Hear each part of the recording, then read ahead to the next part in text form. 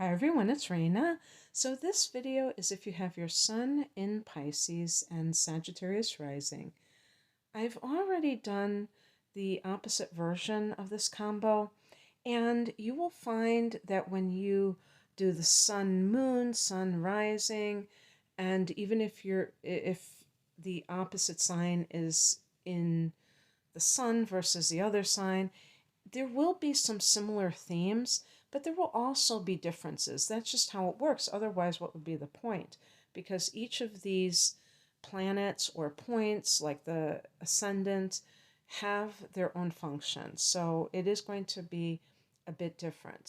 So Pisces is one of those signs, maybe because it's a feminine sign. The water and earth signs are feminine, and I tend to think that they are more introverted, meaning that it's like the innie and the outie of a battery. The innie is feminine, the outie is masculine, and we can see that with genitalia, can't we? So it's the same concept. And the inner means that the person has their energy directed towards themselves. And so with the water element, a lot of it is the emotional life, which I feel that, the memories, which you could say is connected to Mercury, really play a big part in generating that kind of inward constant reflection or rumination, whatever you want to call it. If it's not very productive, it might be like ruminating and regretting and things like that. But the fire and the air are masculine. They're yang, versus the feminine being yin. And so they like go out in the world and they're like doing things. And I just look at myself being a sun in Sagittarius, but I have two earth placements for my moon and my rising sign. So when I'm out and about, I'm actually quite introverted. I don't consider that being shy. I'm not afraid to go up to strangers and ask them, if they know what time it is or whatever. That there's a difference between social anxiety or shyness, maybe that is social anxiety, and introversion. An introvert is somebody who enjoys being alone or in quiet kinds of activities. They don't need to always be stimulated by the outer world. There's a great definition of extroversion versus introversion. The extrovert obtains energy, or they actually get energized in contact with other people, and the introvert gets drained by their contact with other people. Now, of course, that's overly simplified, and some of you who do consider yourself introverts may feel like you have certain people that they fill you up with energy. But there's not that need to just keep adding friends and all this new stuff. You may cherish your long friendships with people, your family, very family oriented with a lot of the water and earth signs. But because you have Sag rising, you are going to give the appearance of somebody who's very extroverted. And there's a special situation with Pisces, because Pisces is a mutable water sign. So you're going to tend to take on the influences around you as it is, and that could even be within your own chart. So if you have like fire, like let's say you have Mars in Aries, which is an adjacent sign to you, these personal planets could be in Aries or in Aquarius, you might have that more of a extroverted, um, demeanor, or well, not just demeanor, but you might have a more of a extroverted makeup, personality wise, than I am giving you credit for. But in general, if the rising sign is quite different than the sun sign, which Sag and Pisces are in certain ways, they have certain things in common, but they are different. They actually square off to one another. you're going to have somebody that probably is giving off false advertising. And then somebody that gets to know you, they're like, wait a second, this person's actually a homebody. And, I thought I was with a party animal, and this person's a homebody. And so, yeah, I think I should mention that um, Pisces and Sagittarius form a square. And this means that it's a hard angle, a challenging angle that creates friction. The squares create friction. And not all of you will have this, because if your degree of sun and ascendant are too far apart, it won't be a square. Actually, it might even be a trine, strangely enough, because if you have an early degree of Sun in Sag and a late degree of Pisces, which is close to Aries, then it might be close enough to be a trine. And that would be like the easiest aspect, the most harmonious. So isn't that funny? We have like, it could be a hard angle or it could be a friendly angle. And so anyway, looking at it from like, what is the common ground between Sag and Pisces?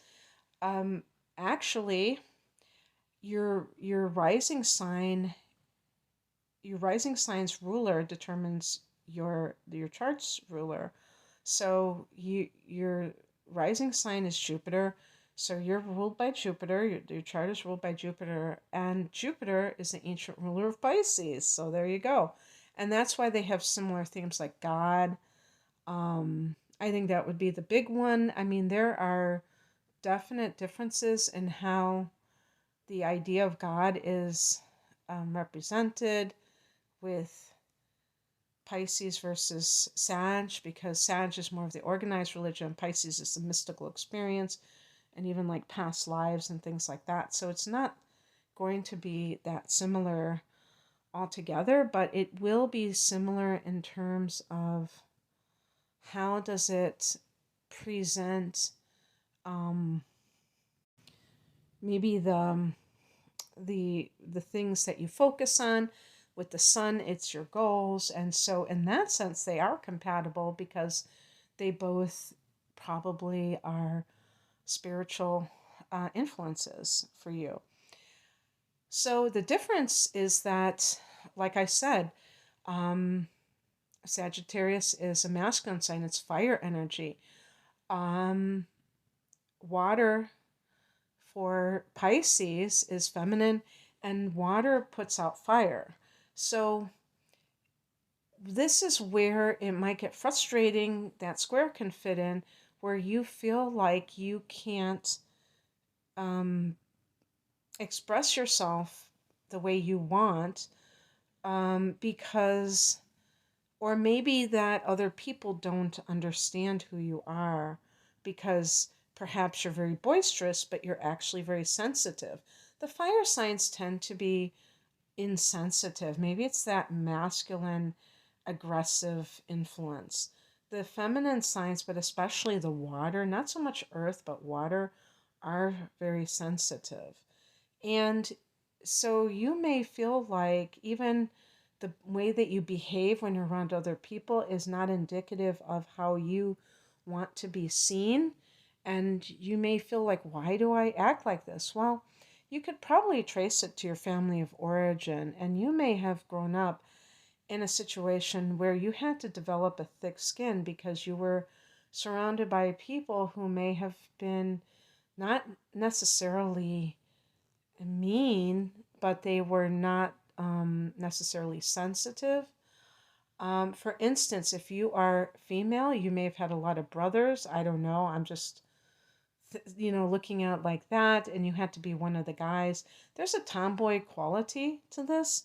So you may present as like if you're female, you may like to wear a lot of athletic gear and stuff that isn't girly girl, but you really, want to bring out that feminine side, and you will.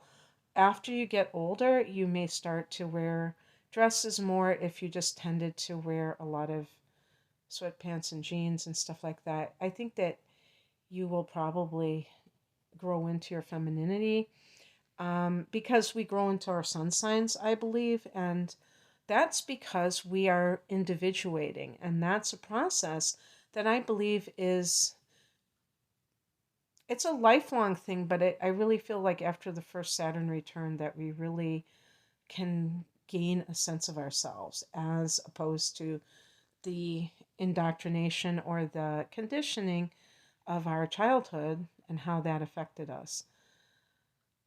Um, and I am emphasizing that because if you had like, and this could still be the case, if you have like a trine between your sun and ascendant, even if they're in different elements, you still may, I mean, elements that are kind of weird together, you still may have had more of a consistency with your childhood upbringing and how you really feel. Not everyone, not everyone who um, is raised by their family rejects their family's values and upbringing. Sometimes they're in alignment with it. So, you know, that might be you. But for those who aren't, I like to be a voice for them because our society tends to act like everybody just, gets along with their families. Everybody just has this wonderful upbringing.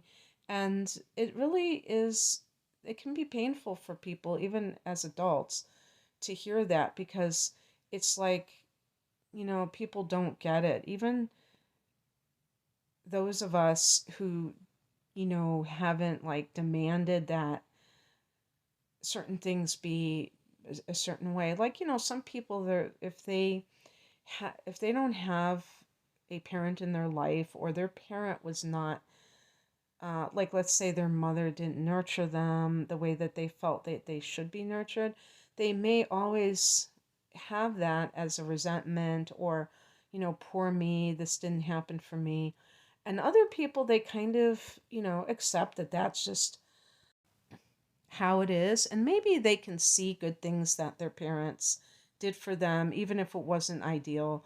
They can still try to feel like, hey, it could have been worse and things like that. So it's not about that. It's just about that feeling of whether or not you really resonated with it. And so, anyway, um, I just wanted to point that out. And um, the sun sign has to be looked at in terms of like, what your goals are, what you want to do, and how you want to do it. The rising sign is like your persona, I don't even like to really call it your persona because I don't think that it necessarily will be that way for the whole of your life. But I think it will gradually diminish. But we can at least say, maybe that's how you behave around other people. And with Sag, you can be very boisterous. And I mean, there are two, sides to Sag. All the mutable signs are called dual signs. So the Pisces have two fish. They're the twins in Gemini. Virgo, I don't know if it's the two virgins or the maidens. And Sag is the half horse and half man. I'm avoiding saying centaur, or because I don't know if it's centaur or centaur. I think it's centaur. And the whole purpose of Sag being that centaur is that the half man is the scholar of Sag, that the ninth house represents. So the higher mind. The animal, which happens to be the lower part of the centaur, is the animal, and it is represented by the horse. And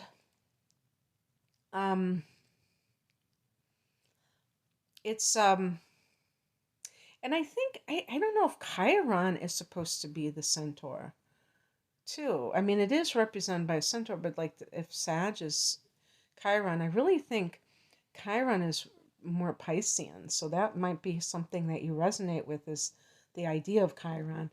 But but this can be somebody who also likes to have a good time. So I think of somebody like Jim Morrison, who was a sun in Sagittarius, had a genius IQ, but he was like this wild man, and he was a Sag sun, and he had that very brilliant part of himself. But sometimes when you're too smart for your own good, you can really talk yourself into believing certain things that simply aren't true. And of course, there's also wisdom that you have to have. And Sag is supposed to be the sage. So this combination can be good for the old soul. I always think of Pisces as the old soul. So the thing that might distress you about yourself too is if you tend to be snarky, which I associate with Sag, irreverent, because the Pisces part of you wants to be nice. And so you have this rebellious aspect to yourself. And when you were younger, when you're maybe a child or in your teens, if you got in trouble in school, you might have felt bad about it because you couldn't help yourself, but by the same token, you wanted to be accepted. So it's a very interesting combination, to say the least.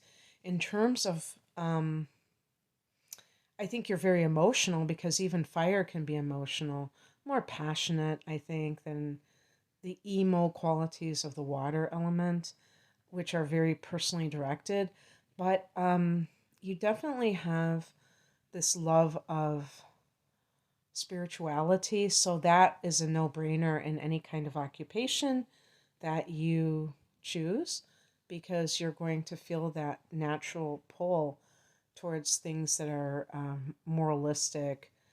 And, you can just want that type of thing for some reason, because it's just like a part of you. You probably are quite intuitive. Um, Pisces can be downright psychic, and Sag can be the prophet. And so to me, the prophet is like, I'm born on Nostradamus's birthday. Not the same year. I think he was born in the 1500s or the 1400s, so I'm a little bit younger than him. But yeah, and um, and he was a Sag, but of course Edgar Cayce, he was a famous psychic, and he was born in uh, I don't know when he was born, but he was big I don't know if like the 40s, 30s, 40s. He was kind of like the first medical medium in a sense. He gave a lot of medical advice, but he did make predictions and stuff like that too. And he was just a psychic, he was a Pisces. So Pisces is associated with that. And Sag, to me, like with Nostradamus, I mean, it's still, I'm sure people consider Nostradamus a psychic, but he really was speaking about these world events. So there's like this bigger picture going on. And that's kind of what I see with prophets, is that they are taking a look at humanity, the world, and what is at stake there versus the individual, which we might see with a psychic. Of course, psychics do make world predictions too. But anyway, just sort of similar in that vein. And what else? I think in terms of other kind of careers, you definitely may have this side to yourself that is intellectual. Um, Not so much from the Pisces end, but from Sag. And Sag rules the ninth house of higher learning, but I do feel that Sag is the teacher regardless. And, um, depending on other placements, that would enhance that if you always wanted to work in early childhood or grade school, that might be something that is appealing to you. Also, you may get into healthcare because I think Pisces wants to nurture like cancer, so it could be like nursing, but the healer, it's like the healer, but sometimes healers go through different stages. They first think they want to do the traditional way and then they kind of work from there. So, and some remain nurses and then they or other types of healthcare professionals, and then they might add some tools to their toolkit like Reiki and shamanic healing, and they do both. Maybe you want to be a yoga teacher. There's a strong pull towards water with Pisces. So I was going to say a bartender. Oh my gosh. Free booze for the Pisces. No, but actually something like, but not that I'm encouraging people to tend bar, because um it's something that a person has to decide whether or not it's something that is aligned with what they want to do. But I could see it because there is this love of people that I think Pisces naturally has, and you're very good with people. And some people say that their bartenders, their therapists, in a sense, that they listen to their problems. So I could see that. But other things that you might be, anything where if it's something like creative, because Pisces and Sag can be very creative. And I know somebody, not super well, but I know of her, who is a water sign and also not a Pisces though, but also um, a singer and works on cruise ships. Isn't that amazing? So with the Sag energy, you may like to travel, and so you might have that wanderlust. So if you have that ability, you should definitely go for it and try to become like a lounge singer or some kind of entertainer on cruise ships. They probably, need them. I don't know. But anyway, that's kind of an unusual one. But in terms of love, I think that I always say that Pisces can be slippery, and that's because fish are slippery. And there are, the dual signs. Again, the duality, the maybe having two of something, like two relationships. Definitely something Gemini might do, but Pisces, I think Pisces people can be devoted to a single person. I'm not saying that the average Pisces person would cheat, but I do feel that Pisces is really romantic and really looking to be loved.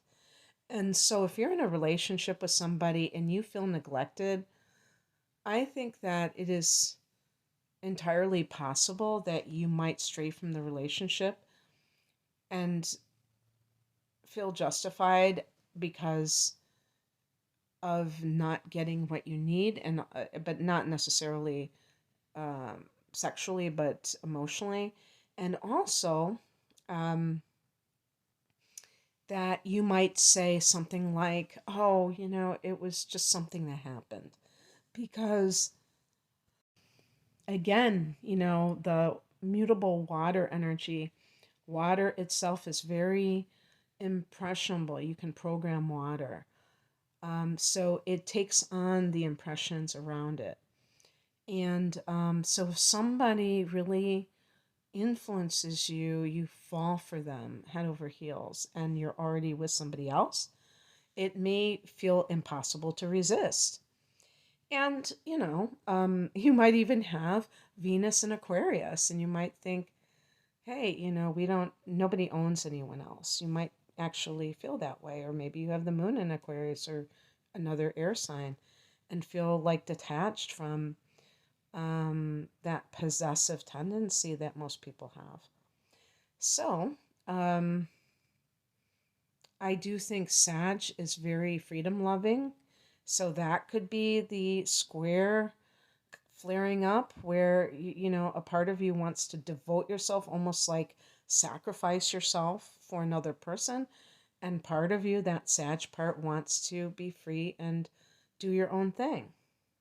If you have Mars in Aquarius, that might be the tipping point, because Aquarius is very independent and Mars in Aquarius is stubbornly so. So, very interesting combination. I'm going to leave it there. I hope that you resonated and enjoyed this. Pisces, if you would like a private reading, I have different types. You can check the link below for more information. Take care. Bye.